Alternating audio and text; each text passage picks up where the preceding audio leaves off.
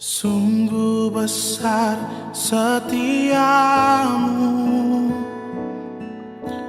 kau nyatakan bagiku.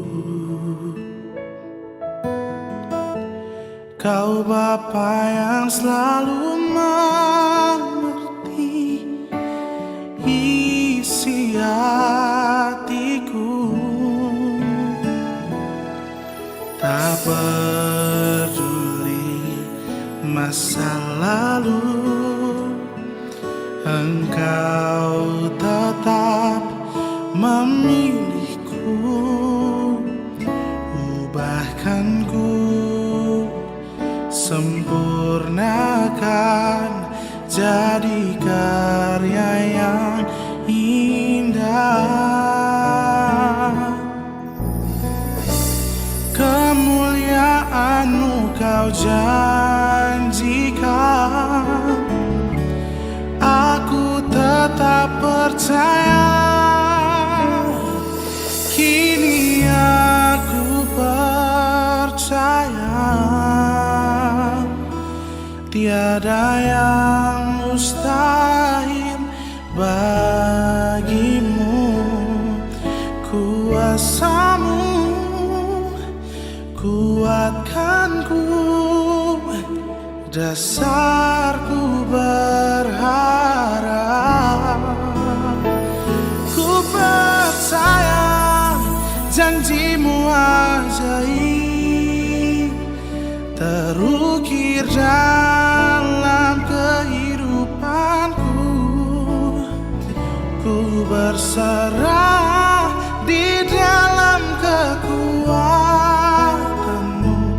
Ku percaya.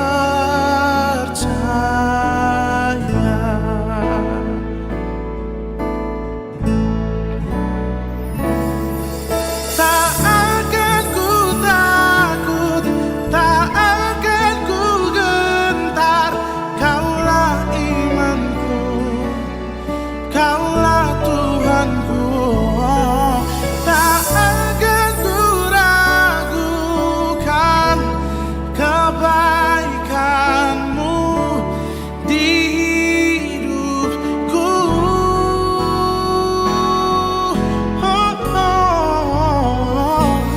Kini aku percaya, tiada yang mustahil bagimu.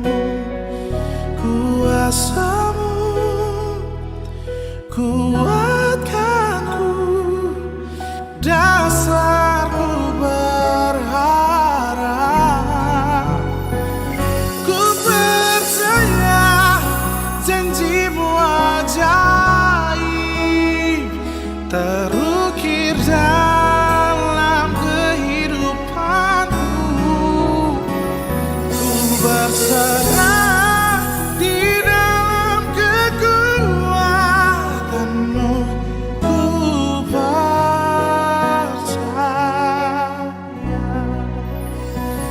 ku berserah di dalam kekuatan-Mu. Ku kan setia sampai akhir hidup. Ku ikuti panggilan-Mu. Ku percaya.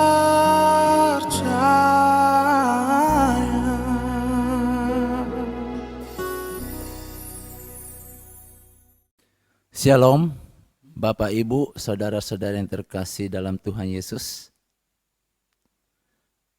Kita bersyukur kita masih diberi kesempatan untuk bisa beribadah bersama-sama kembali secara online di rumah kita masing-masing. Kita tahu Tuhan memberi kita kehidupan sepanjang 1 minggu ini kita jalani dengan berbagai masalah, pergumulan. Tapi semuanya bisa kita lalui karena ada Tuhan yang selalu menyertai kita. Jemaat Tuhan, mari kita persiapkan hati kita. Jemaat Tuhan, saya persilakan berdiri. Mari kita memuji Tuhan. Besarlah Allahku.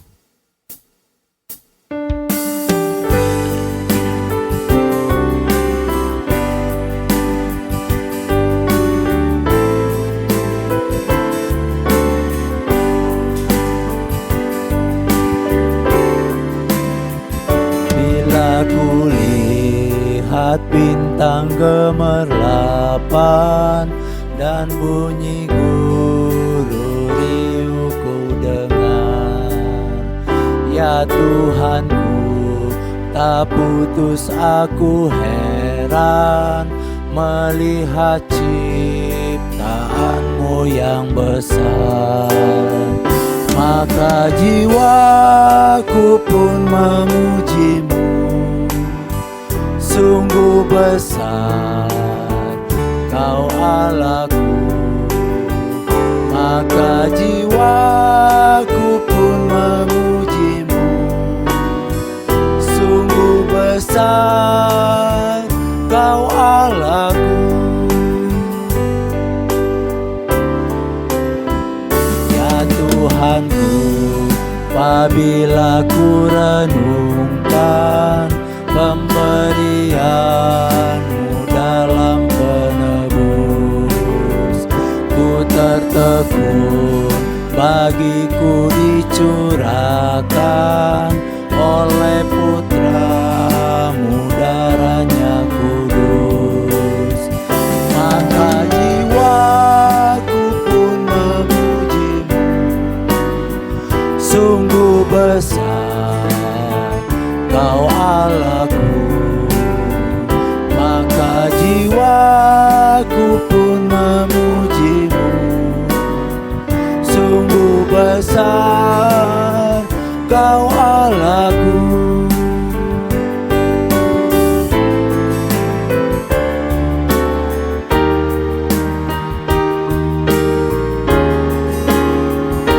Apabila nanti Kristus memanggilku, sukacitaku amatlah besar, karena terkabullah yang kurindukan, melihat Kau Tuhanku akbar. Maka jiwaku pun memuji-Mu, sungguh besar Kau Allahku. Maka jiwaku pun memuji-Mu, sungguh besar Kau Allahku. Maka jiwaku pun memuji-Mu, sungguh besar Kau Allahku. Maka jiwaku pun memuji-Mu, sungguh besar Kau Allahku. Sungguh besar Kau Allahku.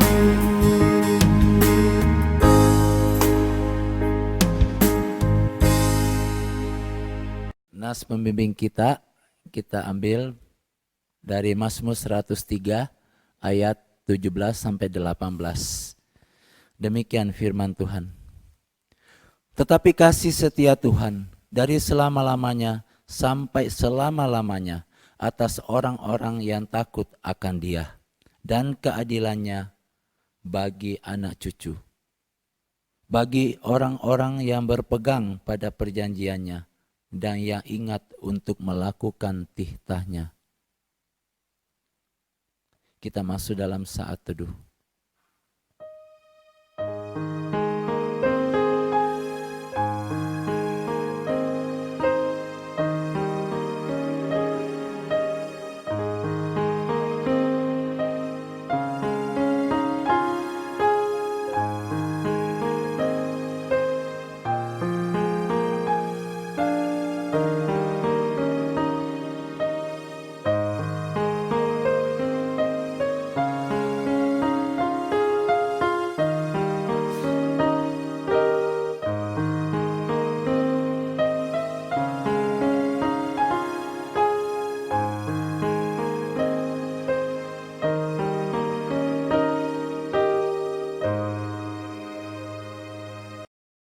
Pertolongan kita ialah dari Tuhan yang menjadikan langit dan bumi, yang kekal setia memelihara setiap ciptaan tangannya yang ajaib.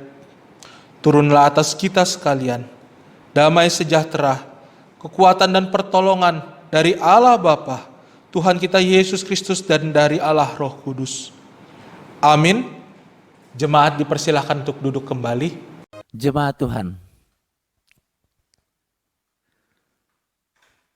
kita memuji Tuhan di dalam kehidupan kita setiap hari. Itulah yang diharapkan oleh Tuhan. Baik dalam keluarga, baik dalam ibadah. Mari kita terus memuji Tuhan. Karena Tuhanlah yang patut kita puji dan patut kita sembah. Mari kita memuji Tuhan. Pujihu.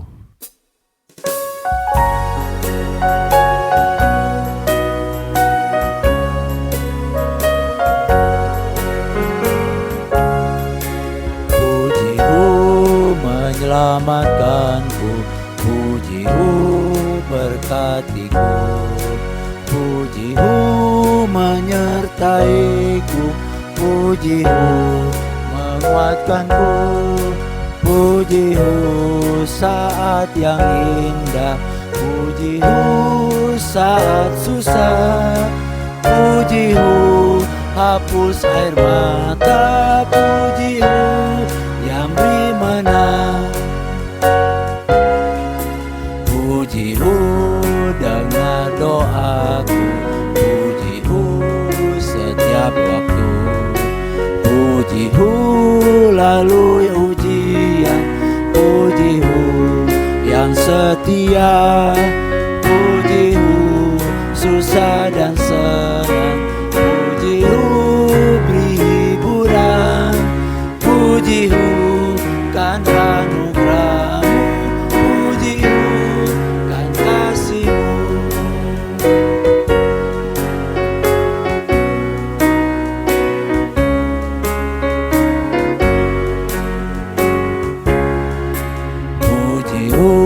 Beri bunga mawar meski mawar berduri, pujihu tuh segala berkat, pujihu senantiasa, pujihu senang dan susah, pujihu beri sentosa, pujihu beri pengharapan, pujihu selamanya.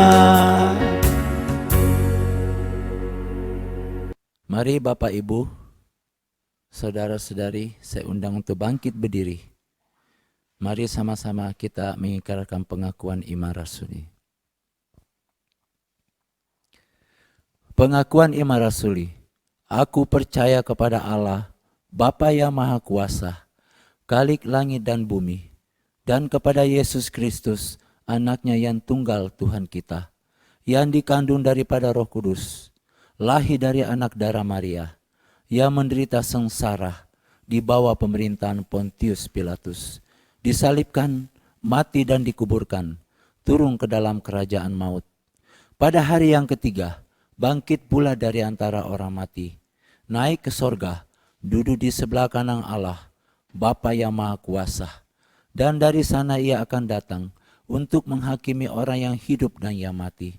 Aku percaya kepada Roh Kudus, gereja yang kudus dan am, persekutuan orang kudus, pengampunan dosa, kebangkitan tubuh, dan hidup yang kekal.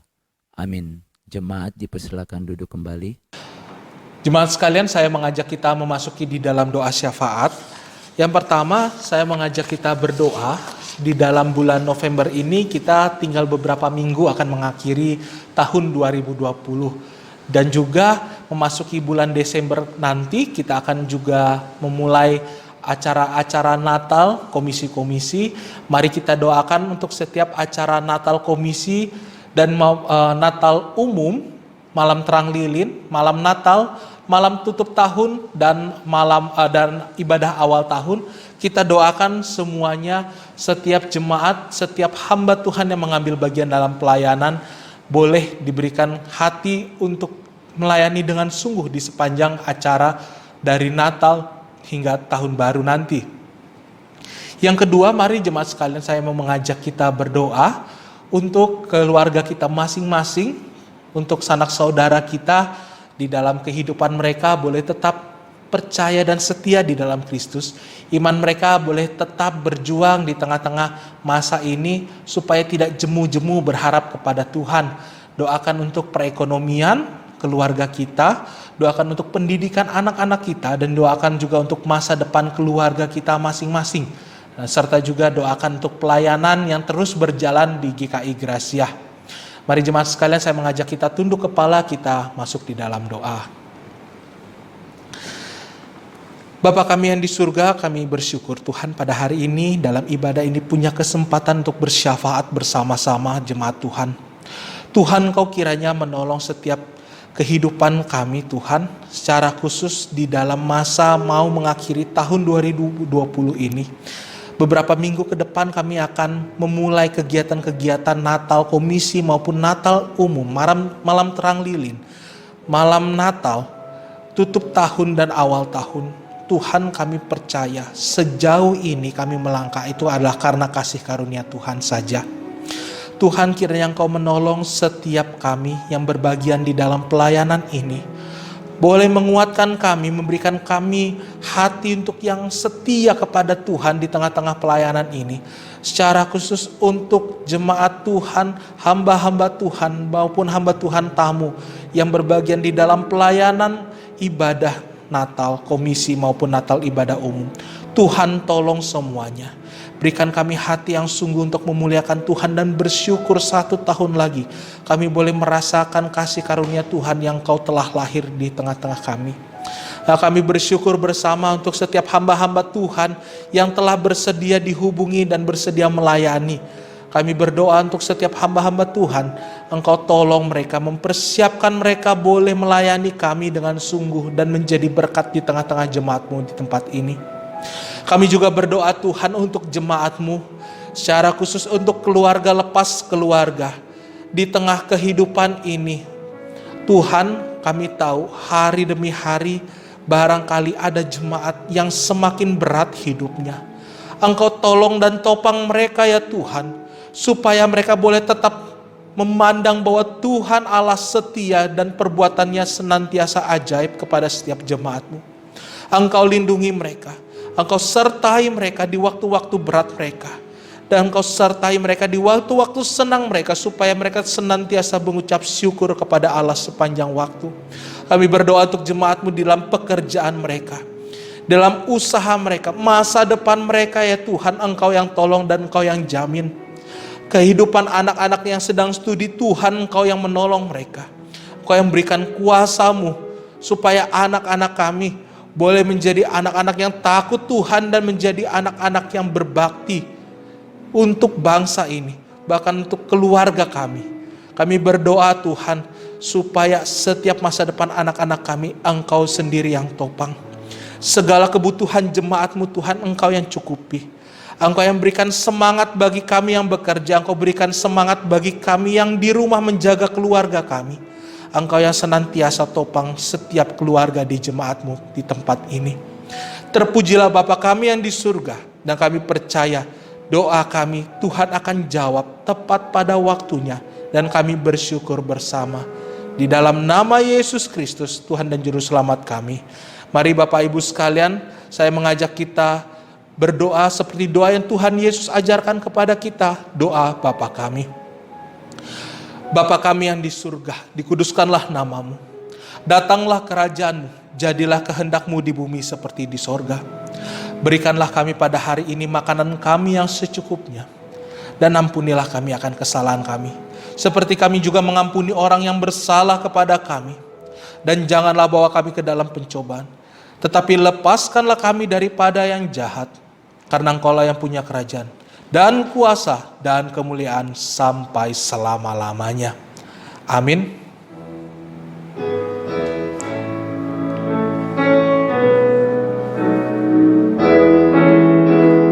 Hormat diberi bagi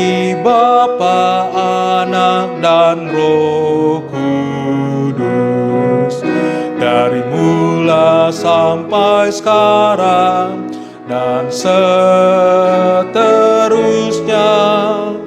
Termulia, amin, amin. Amin. Jemaat dipersilakan untuk duduk kembali. Mari kita puji Tuhan. Ku bersandar pada yang kekal. Mari kita memuji dengan bersukacita bersama-sama. Mari kita nyanyi dengan penuh semangat, karena lagu ini adalah lagu riang. Mari kita bersama-sama, jemaat Tuhan, kita memuji Tuhan dengan penuh sukacita. Ku bersandar pada yang kekal.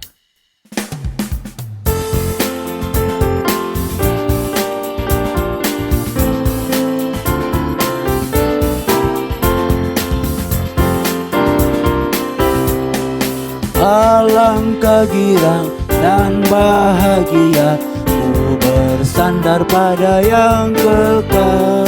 Karunia besar diberi olehnya, sandar pada lengan yang kekal. Sandar, sandar, sandar tentu kuat teguh. Sandar, sandar, ku bersandar pada yang kekal. Jalan musafir indah dan permai, ku bersandar pada yang kekal. Jalanku cerah, hilang yang getir, pandar pada lengan yang kekal. Sandar, sandar, sandar tentu kuat teguh. Sandar, sandar, ku bersandar pada yang kekal.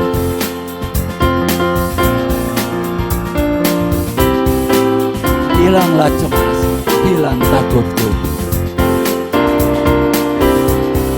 Hilanglah cemas, hilang takutku. Ku bersandar pada yang kekal. Hatiku aman, Tuhan panduku. Sandar pada lengan yang kekal. Sandar, sandar, sandar tentu kuat teguh. Sandar, sandar, ku bersandar pada yang kekal. Sandar, sandar, sandar tentu kuat teguh. Sandar, sandar, ku bersandar pada yang kekal. Sidang jemaat, mari kita persiapkan hati kita. Kita akan bersama-sama mendengarkan firman Tuhan. Sebelum kita mendengarkan firman Tuhan, mari kita memuji Tuhan. Dan sidang jemaat sudah untuk bangkit berdiri. Kita pujikan Tuhan. Kehendak Tuhan laksanakan.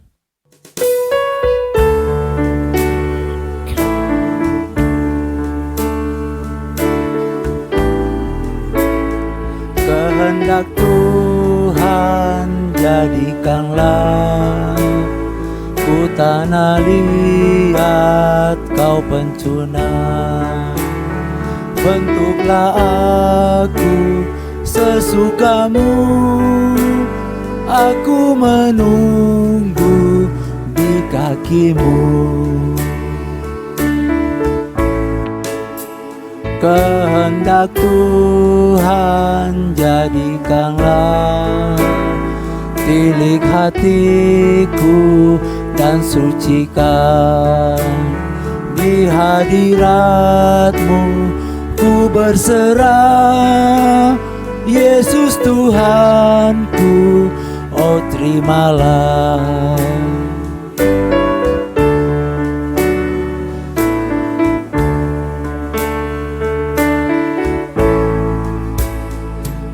kehendak Tuhan jadikanlah, pegang hidupku agar tahan.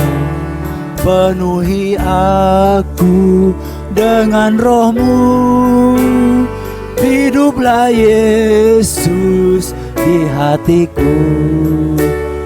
Hiduplah Yesus di hatiku. Shalom jemaat yang terkasih dalam Tuhan Yesus, saya mengajak kita untuk berdoa. Mari kita berdoa. Kami bersyukur kepadamu ya Allah Bapa, bahwa untuk kebaikan-Mu, kesetiaan-Mu senantiasa kami rasakan. Kami bersyukur kepadamu ya Tuhan untuk semua penyertaan Tuhan hingga hari ini kami bersama keluarga kami punya kesempatan untuk mendengarkan firman Tuhan. Tuhan Kau tolong jemaat-Mu, Tuhan tolong hamba-Mu yang memberitakan. Kiranya hati setiap kami boleh siap untuk firman Tuhan yang akan diberitakan. Allah Roh Kudus bimbing setiap perkataan hamba-Mu. Kiranya sesuai dengan kehendak Tuhan saja dan nama Tuhan yang dipermuliakan. Di dalam nama Yesus Kristus kami berdoa. Amin. Jemaat dipersilahkan untuk duduk kembali. Shalom, jemaat yang terkasih dalam Tuhan Yesus. Saya mau mengajak kita membuka firman Tuhan di dalam Kolose pasal yang kedua, ayat yang ke-6 hingga ayat yang ke-15. Kolose pasal yang kedua, ayat yang ke-6 hingga ayat yang ke-15. Jemaat sekalian boleh mengikuti di Alkitab jemaat masing-masing di rumah, dan saya akan bacakan untuk kita sekalian. Demikianlah firman Tuhan. Kamu telah menerima Kristus Yesus Tuhan kita. Karena itu hendaklah hidupmu tetap di dalam Dia. Hendaklah kamu berakar di dalam Dia dan dibangun di atas Dia. Hendaklah kamu bertambah teguh dalam iman yang telah diajarkan kepadamu. Dan hendaklah hatimu berlimpah dengan syukur. Hati-hatilah supaya jangan ada yang menawan kamu dengan filsafatnya yang kosong dan palsu, menurut ajaran turun-temurun dan roh-roh dunia. Tetapi tidak menurut Kristus, sebab dalam Dialah berdiam secara jasmania seluruh kepenuhan kealahan, dan kamu telah dipenuhi di dalam Dia. Dialah kepala semua pemerintah dan penguasa. Dalam Dia kamu telah disunat, bukan dengan sunat yang dilakukan oleh manusia, tetapi dengan sunat Kristus yang terdiri dari penanggalan akan tubuh yang berdosa. Karena dengan Dia kamu dikuburkan dalam baptisan, dan di dalam Dia kamu turut dibangkitkan juga oleh kepercayaanmu kepada kerja kuasa Allah yang telah membangkitkan Dia dari orang mati. Kamu juga meskipun dahulu mati oleh pelanggaranmu dan oleh karena tidak disunat secara lahiriah, telah dihidupkan Allah bersama-sama dengan Dia sesudah Ia mengampuni segala pelanggaran kita, dengan menghapuskan surat hutang yang oleh ketentuan-ketentuan hukum mendakwa dan mengancam kita. Dan itu ditiadakannya dengan memakukannya pada kayu salib. Ia telah melucuti pemerintah-pemerintah dan penguasa-penguasa dan menjadikan mereka tontonan umum dalam kemenangannya atas mereka. Sejauh demikian pembacaan firman Tuhan. Berbahagialah kita yang membaca, merenungkan, serta melakukan kebenaran firman Tuhan dalam kehidupan kita. Jemaat sekalian, beberapa bulan ke belakang ini jagat internet, YouTube, ataupun game-game online beberapa bulan ke belakang ini sedang diramaikan dengan sebuah permainan yang sebenarnya sudah ada dari tahun 2018. Judul gamesnya itu adalah Among Us. Game ini sebenarnya sederhana, yaitu bagaimana di antara orang-orang baik ini, misalnya ada 10 pemain, di antara 10 pemain ini ada satu yang menjadi penjahat dari 10 orang ini. Penjahatnya ini akan bertugas untuk membuat kacau. Konteksnya ini terjadi di pesawat luar angkasa ceritanya Bapak Ibu sekalian. Jadi berusaha membuat kacau dan mengalahkan semua pemain-pemain yang baik. Caranya bagaimana? Si penjahat ini punya kemampuan untuk membunuh. Dia punya pisau untuk membunuh orang-orang yang lain, yang 9 yang lain. Singkat cerita, permainan ini jadi tenar karena ketika dipermainkan bersama-sama dengan teman-teman, kita akan menjadi saling tuduh. Oh, ketika ada yang mati akan dikumpulkan sama-sama di satu ruangan. Kemudian mulailah diskusi, siapa yang bunuh, siapa yang bunuh. Tentu saja tidak ada penjahat yang mau mengaku kejahatannya, yang bilang, oh saya penjahatnya, buang saja saya. Kalau begitu permainannya langsung selesai, nggak seru begitu. Tetapi yang menjadi seru adalah ketika si penjahatnya ini mengatakan, oh saya ini lagi di sini, ada alibinya. Alibinya ini membuat orang-orang lain berkata, oh memang dia tidak bersalah. Sehingga dia, si penjahat ini, menuduh orang yang lain, timnya yang lain, orang-orang yang lain. Singkat cerita, game ini kalau sudah terpilih satu orang yang paling banyak di voting, kita keluarkan dia dari pesawat luar angkasa. Nanti akan ada keterangannya, si ini adalah penjahat atau bukan. Tapi siapa yang tahu sepanjang permainan ketika semua orang berkata, oh bukan saya penjahatnya, saya bukan. Kita hanya bisa menjadi saling tuduh. Menariknya adalah ketika game ini justru membuat orang-orang itu saling tuduh satu dengan yang lain.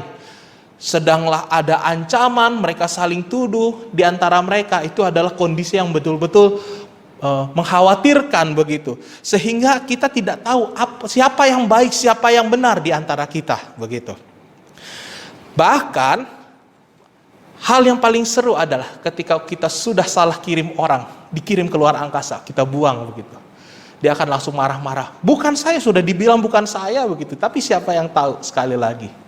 Hal ini sama seperti kehidupan kita Bapak Ibu sekalian. Bahwa game yang ada hari ini sebenarnya banyak dibuat berdasarkan kondisi-kondisi atau realita-realita kehidupan yang ada saat ini. Supaya terkesan lebih dekat dengan penikmat games itu sendiri. Hari ini semakin banyak tipu daya yang bermunculan di mana-mana. Mau dalam model hoax dalam WhatsApp, chat, atau misalnya telepon-telepon palsu, ataupun yang digunakan itu seperti kita menang undian. Saya berapa kali dapat SMS yang ngaco-ngaco. Saya dapat undian 150 juta, saya dapat undian 200 juta. Saya bayangkan kalau dihitung-hitung dari tahun 2017 sampai 2020, 3 tahun saja hitung. Saya sudah dapat kurang lebih 10 SMS yang mengatakan saya dapat undian 100 juta. Barangkali saya sudah punya uang 3 miliar begitu. Kalau itu pun kalau misalnya hitungannya satu hari satu bulan satu SMS begitu. Tapi ini bisa satu minggu bisa dapat 2 atau 3 SMS, itu kan mengganggu juga begitu. Dan pada akhirnya ya itu namanya orang berusaha menipu begitu. Sekalipun kita tahu itu cara yang salah. Tapi memang banyak orang-orang yang mengiming-imingkan hal yang manis. Tak jarang juga Bapak Ibu sekalian, beberapa hari ke belakang juga ada video-video viral di internet, di YouTube, yang mengatakan ada ibu yang anaknya ditelepon, oh anak ibu kena narkoba, anak ibu itu harus ada uang pendamanya 5 juta, 10 juta. Sehingga itu menjadi satu hal yang kadang bagi orang yang mengatakan bahwa benar-benar ternyata anaknya kena dan dia terperangkap, terperdaya. Dia sudah transfer, ternyata anaknya pulang baik-baik aja, dia sudah tertipu Bapak Ibu. Ada iming-iming yang manis. Iming-imingnya apa? Kalau anaknya kena narkoba supaya bebas. Kalau anaknya ditahan polisi supaya bebas, supaya nggak apa-apa. Orang berani bayar.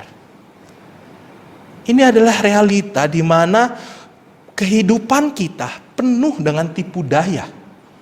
Tipu daya berbagai macam yang dikondisikan supaya di keadaan yang sangat terhimpit, kehidupan kita yang terhimpit, yang susah, psikologi kita ini lagi ancur-ancuran, iman kita lagi berantakan, kemudian seolah-olah ada solusi. Ini loh solusinya. Ini adalah cara yang paling banyak yang terjadi dan bukan cara yang paling istilahnya sudah populer, tetapi bukan sedikit juga atau bukan tidak ada lagi yang kena tipu, banyak juga.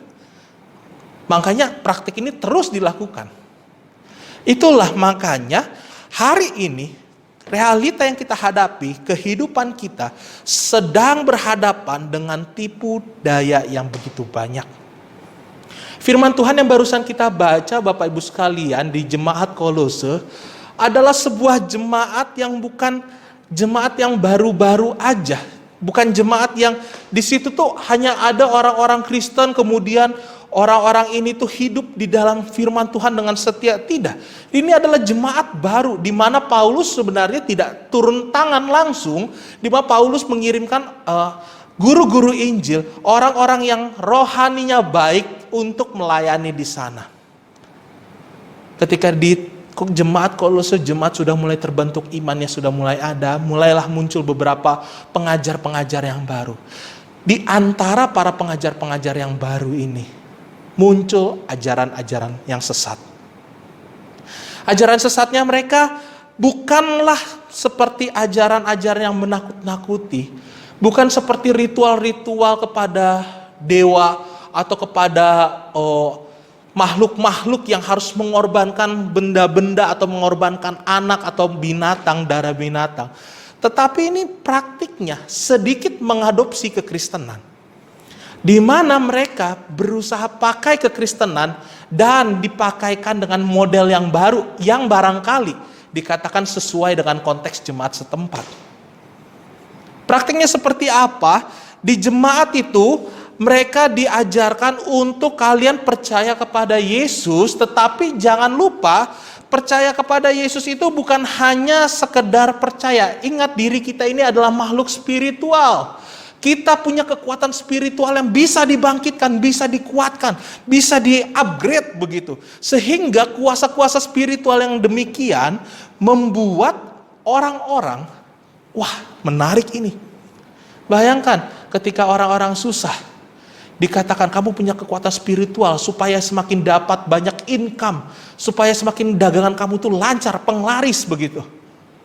Percaya Kristus, tapi kamu juga harus, makanya di dalam ayat yang ke-8, hati-hatilah menurut ajaran turun-temurun dan roh-roh dunia. Jadi percaya Kristus belum cukup, itu bicara hanya untuk keselamatanmu. Tetapi bicara di dalam dunia ini, untuk usahamu, kamu harus sembah roh-roh yang lain. Mereka roh-roh baik kok. Mereka roh-roh yang tetap membantu dan menolong kamu. Nothing to lose di sini. Kamu ketika percaya pada Yesus dan percaya pada mereka, itu nggak apa-apa. Demikianlah pengajaran-pengajaran yang terjadi di jemaat Kolose. Hingga pada akhirnya bukan 1-2 orang, tetapi ini menjadi satu berita yang dibawa.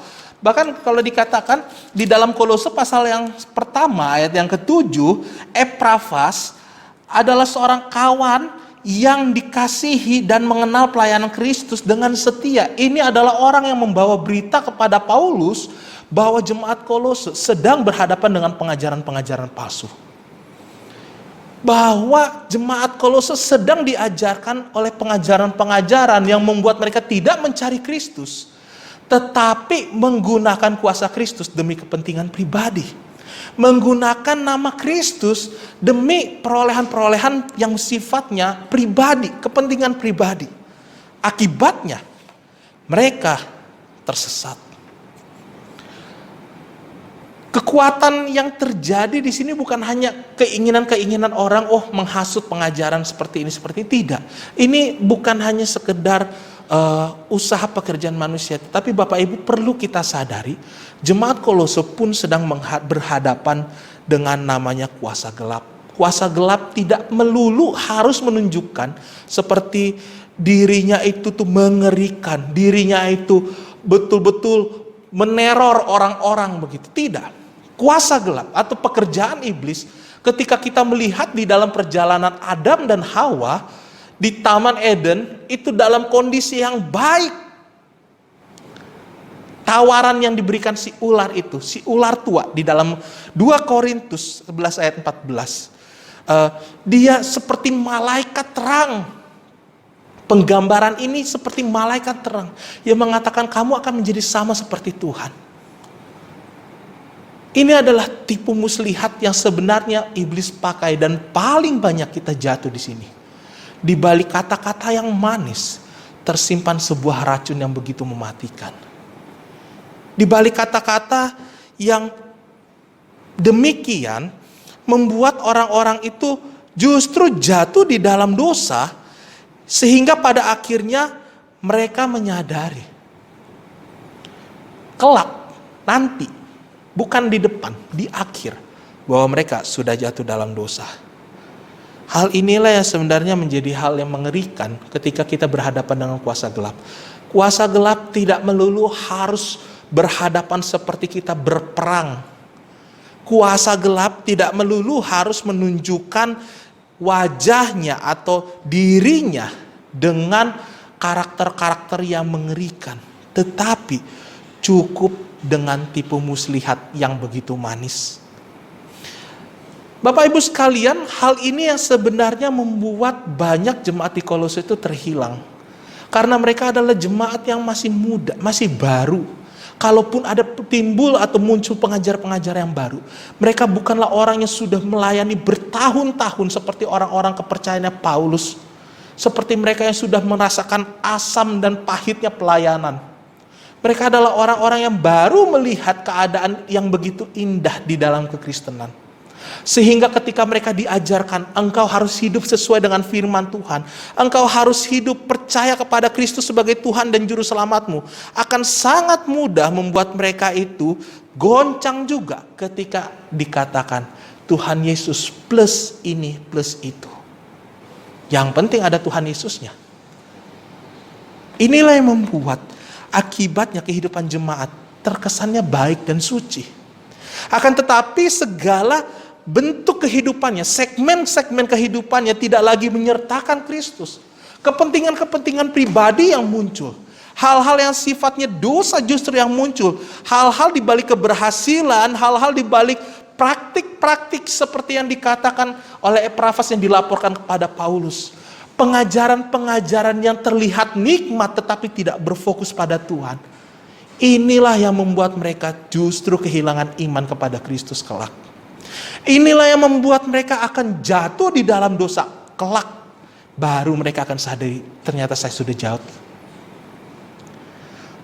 Oleh karena itu Bapak Ibu sekalian, hal demikian menjadi satu peringatan yang penting bagi Paulus. Aku harus bawa kembali jemaat ini. Aku yang utus para pengajar-pengajarku, aku yang utus guru-guru Injil dari Efesus kepada jemaat Kolose. Tetapi aku pun menaruh hati bahwa ada satu jemaat yang sedang terancam kehidupan iman mereka oleh kuasa gelap. Itulah kerinduan Paulus. Bahwa seketika kita melonggarkan keimanan kita, melonggarkan dedikasi hati kita kepada Kristus, dosa masuk. Dosa masuk dengan berbagai cara. Dosa tidak perlu melulu harus berhadapan langsung dengan kita. Dia bisa pakai orang-orang jahat. Dia bisa pakai orang-orang yang tidak setia untuk membuat kita tertipu. Jemaat sekalian, oleh karena itu, hal demikian yang Paulus ingatkan kepada jemaat Kolose, hendaknya dewasa di dalam iman. Karena banyak orang-orang di sana yang masih muda di dalam iman, yang mereka masih kanak-kanak dikatakan, tetapi mereka tidak mau mengupgrade dirinya karena ada satu realita. Bapak Ibu sekalian, seringkali kita itu cukup merasa puas dengan hal-hal apa yang sudah kita capai. Saya mau katakan, barangkali ketika Tuhan mengatakan, aku sudah melihat buahmu, atau orang lain lah, katakan kalau bukan Tuhan, orang lain, orang sekitar kita. Saya melihat ada perubahan yang baik ya dari kamu. Perubahan yang positif membuat kamu itu semakin hebat, semakin baik, semakin rohani, semakin rajin pelayanan, semakin setia, dan semakin ini. Yang dari dulunya buruk menjadi baik. Membuat kita justru seperti sebuah film happy ending, cukup selesai sampai di sini. Padahal realitanya kehidupan kita tidak berhenti ketika kita mengatakan, oh saya sudah berubah. Kehidupan ini masih berlanjut hari ini, esok hari, dan seterusnya. Sehingga pada akhirnya kita menyadari, oh saya sudah cukup baik. Padahal kita sedang tidak mengawasi diri kita. Memang betul orang mengatakan, aku merasakan buah dari apa yang kamu lakukan. Aku merasakan buah perubahan, buah pertobatanmu yang betul-betul drastis. Tetapi belum cukup sampai pada di situ, karena engkau hidup tidak hanya pada satu hari. Engkau hidup bukan hanya pada satu musim, tetapi hidupmu terus-menerus panjang. Bahkan Paulus mengatakan hidup ini seperti pertandingan tinju, seperti olahraga lomba lari, di mana setiap waktu kita harus melatih diri kita beribadah. Bukan hanya melatih fisik ini, karena fisik ini kelak akan hancur, akan meninggalkan diri kita. Tetapi latihlah ibadahmu, latihlah dirimu beribadah, latihlah imanmu, bahwa segala sesuatu belum berakhir ketika kita mengatakan aku percaya kepada Yesus Kristus. Banyak orang yang berani berkata aku percaya Yesus Kristus tetapi tidak berani berubah. Banyak orang yang berani mengatakan aku mau setia kepada Tuhan, tetapi ketika Tuhan minta buktinya, Tuhan tidak mendapati itu. Mengapa demikian Bapak Ibu sekalian? Karena Tuhan menuntut buah bukan terjadi hanya pada satu hari atau satu kesempatan. Buah itu harus terus menerus. Minggu lalu kita sudah mendengarkan khotbah yang mengatakan hendaklah hidup dan berakar di dalam Kristus. Kenapa firman Tuhan menganalogikan sebagai gambarannya itu tumbuhan? Tumbuhan hidup ketika sebuah pohon yang darinya masih tunas kecil, yang masih batangnya langsing kali, hingga menjadi pohon yang begitu besar, rindang dan begitu kokoh. Butuh waktu ratusan bahkan hingga ribuan tahun. Bapak Ibu sekalian, ketika saya pelayanan di Kalimantan, saya di Kalimantan Timur, saya ada jalan-jalan ke satu taman, namanya Taman Hutan Lindung. Saya lupa nama Taman Hutan Lindungnya itu di daerah Bontang, dekat daerah Bontang. Jadi di sana itu terkenal sebagai wisata di mana kita bisa lihat pohon yang ukurannya kalau orang-orang pegangan tangan itu bisa sampai 3-4 orang. Karena itu sangat besar. Catatan di bawahnya dikatakan pohon 1000 tahun. Pohon-pohon ini bukan hanya dikatakan sekedar 1000 tahun sebagai analogi, wah ini pohonnya sudah lama banget, sudah tua, tidak. Tetapi memang untuk mencapai ukuran sebesar ini perlu 1000 tahun kurang lebih. Penggambaran itu membuat kalau kita lihat di petanya di situ, akarnya itu betul-betul dalam menusuk ke bumi. Akarnya bukan hanya satu batang lurus begitu, tetapi dia menyebar begitu lebar dan begitu besar.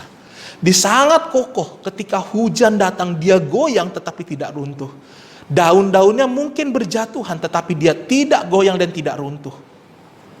Bapak Ibu sekalian, firman Tuhan selalu mengatakan diri ini atau hidup ini itu seperti sebuah tanaman.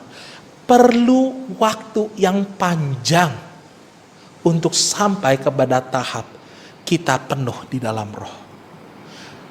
Kenapa perlu waktu yang begitu panjang? Bapak Ibu sekalian, perlu disadari bahwa kehidupan ini bukanlah kehidupan yang berlangsung hanya 1-2 hari. Dan hal ini jika kita telah menjadarinya, ini sebuah perjalanan yang begitu panjang, di mana setiap kita tiap hari terus bertarung dan bertarung. Bertarung untuk apa? Bertarungnya adalah untuk semakin serupa dengan Kristus. Bapak Ibu sekalian, saya mau katakan kehidupan kita kalau mengatakan saya bertarung semakin serupa dengan Kristus supaya saya masuk surga, itu salah. Karena urusan surga dan neraka tidak ditentukan oleh perbuatan kita. Karena masalah surga dan neraka tidak ditentukan dari apa yang sudah kita lakukan dan belum kita lakukan. Apa yang sudah kita perbuat dan kita buat ini menjadi sebuah kegiatan yang hebat barangkali. Pelayanan yang hebat. Berkat-berkat yang luar biasa orang-orang rasakan. Tidak. Urusan surga dan neraka itu sekali saja. Di atas kayu salib Tuhan Yesus telah menebus kita. Ia telah menyunat kita, dikatakan. Bukan dengan sunat lahiriah, tetapi penanggalan dosa yang terjadi. Bukan hanya penanggalan dosa tubuh ini, tetapi jiwa kita ketika jatuh di dalam dosa. Engkau sudah dibangkitkan dari antara orang mati. Makanya Paulus menuliskan di Jemaat Kolose pasal yang kedua, bahwa ketika dibaptis, artinya diangkat dari kematian, dibangkitkan. Itulah penggambaran surga dan neraka. Bahwa kematian tidak lagi terjadi secara lahiriah saja. Engkau akan mati dan engkau akan bangkit. Tuhan Yesus yang bangkitkan engkau. Jadi perubahan kehidupan ini bukan bicara masalah surga neraka. Jadi bicara apa? Kehidupan semakin serupa dengan Kristus. Bapak Ibu sekalian, memang topik-topik yang demikian ini barangkali saya mau mengatakan adalah hal yang membosankan. Namun nyatanya Bapak Ibu sekalian, hal yang membosankan ini adalah sebuah hal yang sangat penting dan menjadi yang utama dari pengajaran penuh di dalam Kristus. Mengapa? Karena kehidupan yang dewasa di dalam iman itu menyanggupi kita bahwa seluruh hidup ini, seluruh lini ini, perasaan, pikiran, pekerjaan, apapun yang ada dalam kehidupan kita didedikasikan kepada Tuhan, ditujukan kepada Tuhan. Segala kemuliaan hanya bagi hormat dan kemuliaan Tuhan saja. Inilah tujuannya. Ketika kita semakin serupa dengan Kristus, bukan supaya saya semakin suci, saya semakin baik, saya semakin ini, tetapi supaya saya semakin serupa dengan Kristus. Karena Kristus telah mati bagi saya. Karena Kristus telah mengorbankan dirinya. Karena Kristus mau menuntut buah bukan hanya 1 hari, tetapi terus hingga akhir hayat kita. Inilah pesan paling penting yang ingin disampaikan. Jangan merubah dedikasi hidup dengan dedikasi pribadi yang punya kepentingan. Dedikasi hidup hanya untuk Tuhan. Dedikasi pekerjaan, keluarga hanya untuk Tuhan. Dipersembahkan bagi Tuhan. Itulah yang paling penting dari pengajaran firman Tuhan. Bahwa perubahan hidup semakin serupa kepada Kristus. Bukan untuk kemegahan pribadi. Tetapi karena engkau tahu siapa yang telah membangkitkan engkau dari antara orang-orang mati. Karena engkau dan saya tahu siapa yang telah mengatakan akulah jalan kebenaran dan hidup. Yang telah mengubah, yang telah membawa engkau dari kegelapan kepada terangnya yang ajaib, eklesia. Yaitu Yesus Kristus yang telah mati bagi engkau dan saya. Inilah pesannya Bapak Ibu. Bahwa hati-hati pengajaran-pengajaran palsu membawa kita berfokus pada diri sendiri. Membawa kita berfokus kepada hal-hal kepentingan-kepentingan pribadi yang tidak ada bagiannya Yesus di situ. Ini yang hendak Paulus ajarkan. Bahwa setiap hari kita selalu dihadapi dengan sebuah ujian.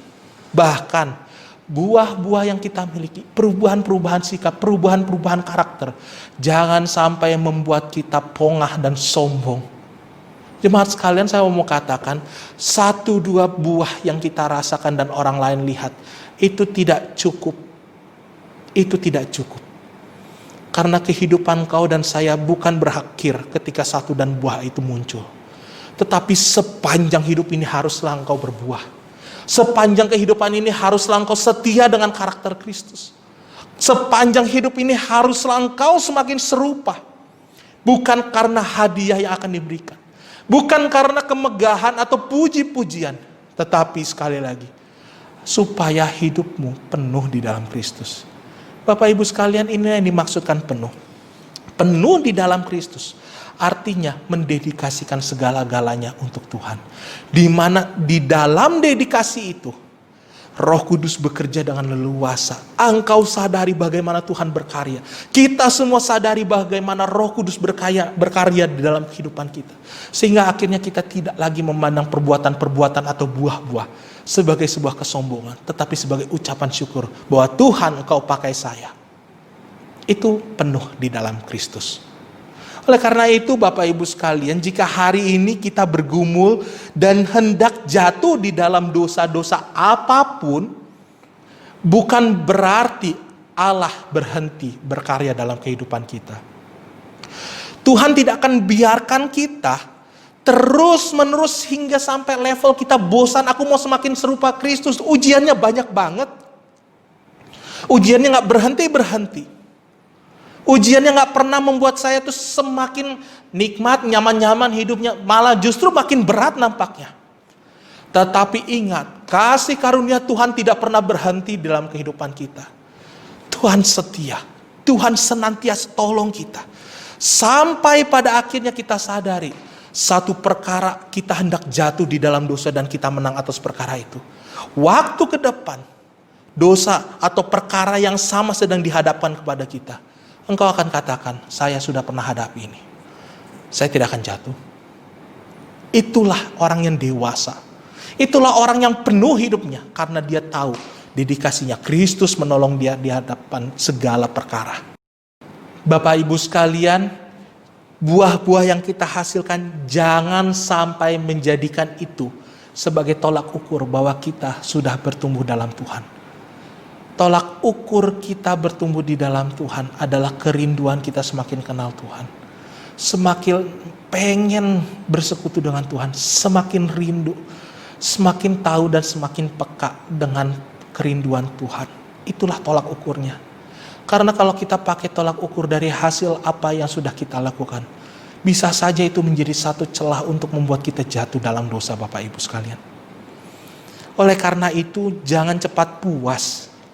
Jangan cepat puas ketika ada buah-buah yang dihasilkan dari iman kita. Jangan cepat puas dengan perubahan-perubahan sikap yang kita miliki dan orang lain puji. Karena itu bisa mencelakakan kita. Jangan cepat puas ketika kita mengatakan, aku sudah cukup mengenal Tuhan dan sudah cukup pelayanan. Tidak ada yang pernah cukup di dalam kehidupan ini, Bapak Ibu sekalian. Setiap hari kita merindukan kuasa Tuhan. Setiap hari kita merindukan lawatan Tuhan. Setiap hari kita merindukan bersekutu dengan Tuhan. Melalui pemberitaan firman, melalui perenungan pribadi, melalui segala perkara dan segala hal yang terjadi dalam kehidupan kita. Itulah hidup yang penuh, bahwa segala sesuatu yang kita lakukan itu rindu. Di mana Kristus ada, di situ saya ada. Jangan dibalik. Di mana saya ada, di situ Kristus ada. Salah itu. Di mana Kristus ada, di situ saya ada. Supaya hidup kita terus berbuah. Supaya hidup kita terus menerus penuh. Bahwa pada akhirnya Tuhan akan mendapati kita menjadi hamba yang setia. Itulah definisinya murid, Bapak Ibu sekalian. Murid adalah orang yang mendedikasikan dirinya 100% kepada gurunya. Ia adalah orang yang mengerti dan memahami pengajaran gurunya. Ia yang rindu setiap perkataan gurunya. Oleh karena itu perkataan murid Kristus bukanlah sebuah perkataan yang mudah. Perkataan seorang murid, yaitu hidupnya senantiasa mau semakin serupa dengan Kristus. Bapak Ibu sekalian, jangan cepat puas ya dengan segala apa yang kita miliki, dengan kemegahan-kemegahan iman, dengan perkataan-perkataan manis atau yang sedap dilihat oleh mata. Hati-hati, iblis tidak melulu harus menunjukkan belatinya kepada kita untuk membuat kita takut dan jatuh dalam dosa. Dia cukup menyentuh kita dengan jemarinya, dengan lembut, tetapi jemarinya penuh dengan dosa. Itu sudah cukup membuat kita jatuh kembali. Awasi diri kita. Awasi kehidupan kita. Kiranya kehidupan kita terus-menerus berkaca. Firman Tuhan adalah yang sejati. Pengajaran-pengajaran manusia bisa saja salah. Tetapi firman Tuhan pasti benar. Awasi dirimu. Awasi kehidupanmu. Jaga telinga ini dari firman-firman yang salah. Dari pengajaran-pengajaran yang salah.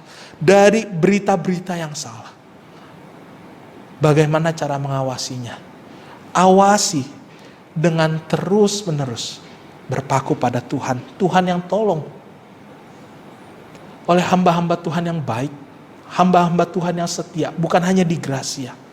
Banyak hamba-hamba Tuhan yang setia. Yang mengajarkan pengajaran-pengajaran yang sehat. Awasi diri kita. Dan inilah dedikasi kita yang semakin hari semakin tinggi kepada Tuhan. Bahwa hidup kita mau penuh di dalam Kristus. Amin. Mari kita berdoa. Tuhan Yesus, kami bersyukur untuk firman-Mu pada hari ini. Bahwa kami telah belajar. Kehidupan kami senantiasa harusnya berpatut pada Tuhan saja. Hal-hal demi kepentingan-kepentingan pribadi tidaklah penting dan bahkan justru cenderung membuat kami jatuh dalam dosa. Dan pada hari ini kami belajar bahwa banyak tipu muslihat yang iblis pakai membuat kami itu untuk jatuh dalam dosa. Ya Tuhan, tolonglah kami di dalam kehidupan ini. Kami boleh senantiasa setia di dalam kebenaran firman Tuhan, setia kepada Engkau, setia kepada pengajaran yang sehat, setia kepada Yesus Kristus yang telah mati dan telah memperbaiki hidup ini, yang telah membangkitkan kami dari antara orang mati. Supaya hidup kami Tuhan semakin serupa dengan Kristus, kami mau diperbaharui dengan pengajaran yang sehat dan benar. Terpujilah Bapa kami yang di surga.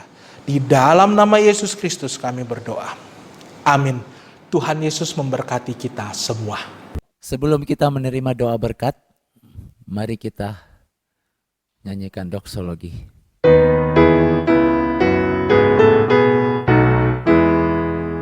Puji Allah Bapa Putra, puji Allah Roh Kudus, ketiganya yang esa. Pohon selamat sumber berkat. Amin. Jemaat yang terkasih, arahkanlah hatimu kepada Tuhan dan terimalah berkat-Nya. Kasih karunia dari Allah Bapa yang menjadikan langit dan bumi.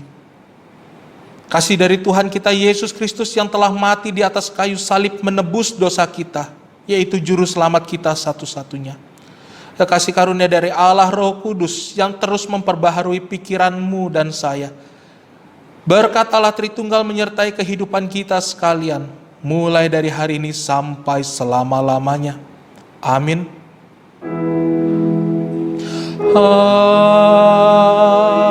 Amin.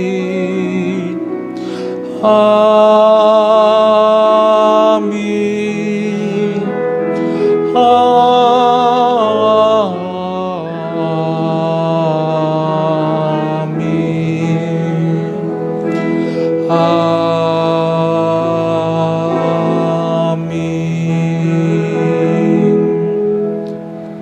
Amin. Jemaat dipersilakan untuk duduk. Ibadah kita selesai, silakan mengambil waktu teduh. Tuhan Yesus memberkati kita semua.